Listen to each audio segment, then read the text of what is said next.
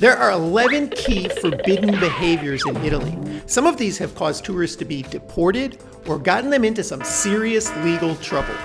In this video, I'm going to tell you every single one so that you can make your next trip to Italy worry-free.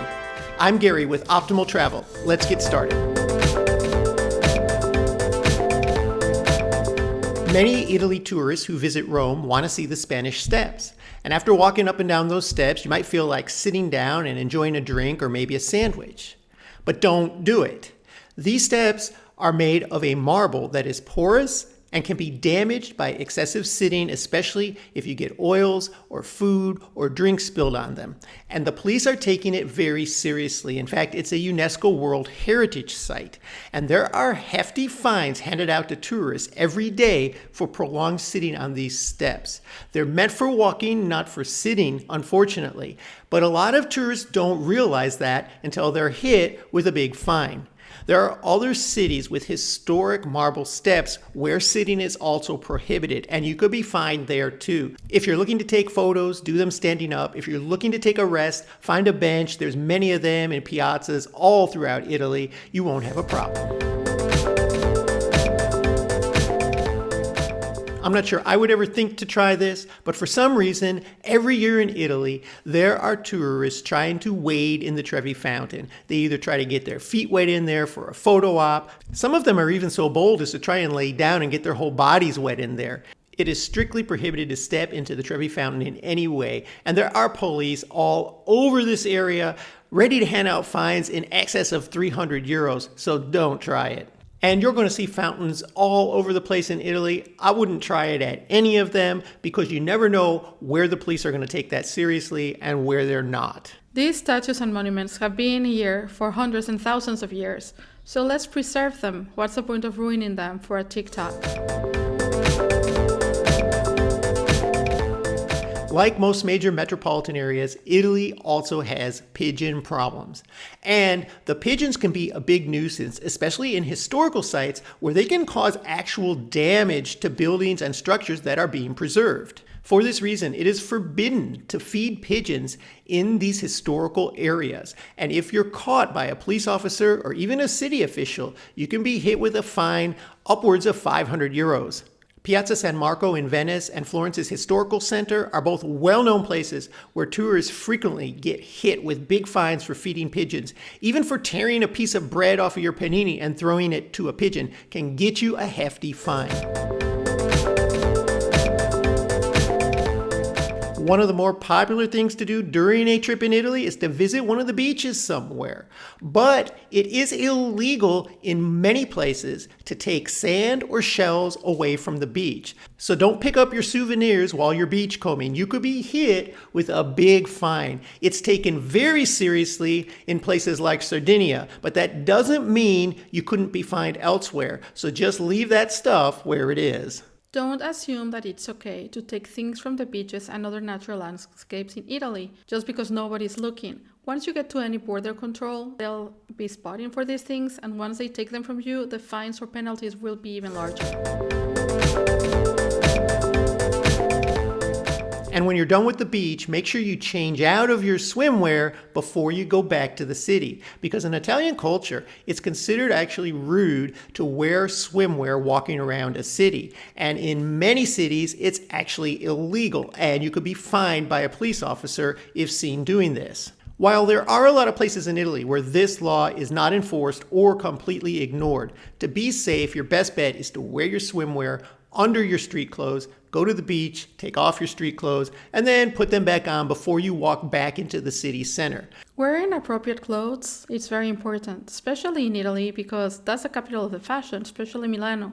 Now, if you are staying at a hotel that's right on the beach or a street or two away from the beach, you'll be perfectly fine walking to and from your hotel and the beach wearing your swimsuit, as long as you're not walking through the city center. What do you think about that? Let me know in the comments below. Now, you've probably heard of the Pont des Arts Bridge in Paris, where people put these Lovelocks on the bridge and throw the key into the river below. And you might be thinking, it might be a fun thing to do somewhere in Italy. Don't try it. It is actually illegal. And people have tried this in famous bridges like Ponte Vecchio in Florence, and it's something that can get you fined and even arrested. I'm not sure why anybody would want to do this because the water is dirty and the boat traffic is consistent, but people have been fined for trying to swim in the canals in Venice. It is prohibited and illegal, and police could fine you up to 500 euros for doing so. I'm sure these are more like Instagram type stunts that people are pulling to get a photo in there, but it's not worth it.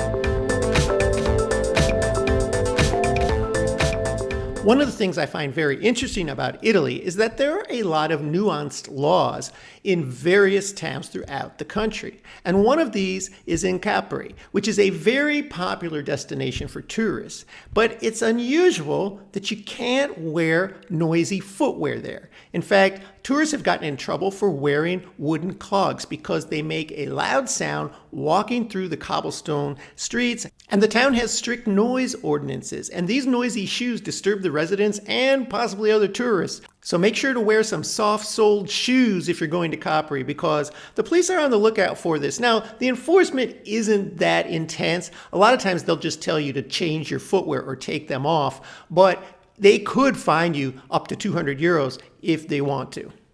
While in Capri these type of shoes are illegal, you also have to consider that most roads in Italy are cobblestone, so that could harm yourself. Next, I'm going to get to a few things that apply everywhere in Italy and could actually land you in some legal trouble. But first, if you would take a minute and hit that like button, subscribe to our channel. It helps us grow and will continue to bring you travel content.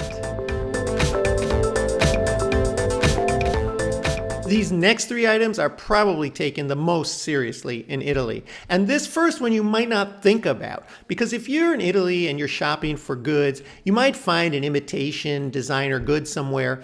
If you buy that, you are breaking the law as well as the vendor. And you could be fined up to 10,000 euros for buying fake designer goods. It's considered a serious offense. And if the police spot it, they'll stop you, they'll take the goods, and they'll fine you. And they'll probably subject you to a lot of questioning about the vendor. If you're intending to buy designer items in Italy, they have all the major designer stores. That's where you need to buy these things from, because if you're buying them from street vendors, the chances are it's not legitimate. It can be tempting to buy fake designer goods from street vendors. However, the quality will not be as good. Once you purchase it, it will last for a couple of months, and then people could tell that it's fake. So I wouldn't recommend that. Italy is full of history and historic areas, and they go to great lengths to protect those. And one thing that has become almost impossible to do in most major cities and around most of these monuments is to fly a drone. In Venice, it is completely banned. In Rome, Florence, and many other cities, it's heavily restricted around any historical areas, and you're required to get a government permit in order to operate a drone in those specific areas. Your best bet is to leave that drone at home, because unless you really know what you're doing and you're very familiar with all the regulations in Italy, you could get yourself into some serious legal trouble. In Italy, it is completely illegal to disrespect the police. And this is important to know because you might have some unexpected encounters with police there that you weren't anticipating because it doesn't happen in the US. It's quite common in tourist areas and in transportation hubs that they'll pull you over to the side and ask for your passport and your documents. It's a completely normal thing that they do, but some tourists feel a bit slighted being asked to present this because they're not used to having to do so. Remain calm and just comply with what the officer's asking. They're not trying to cause you any trouble. But if you do something that is seen disrespectful for them, they can actually arrest you. And tourists have been arrested and had to deal with hiring a lawyer to get out of it and spending a ton of money and ruining their entire vacation. This could also lead to deportation and a criminal record.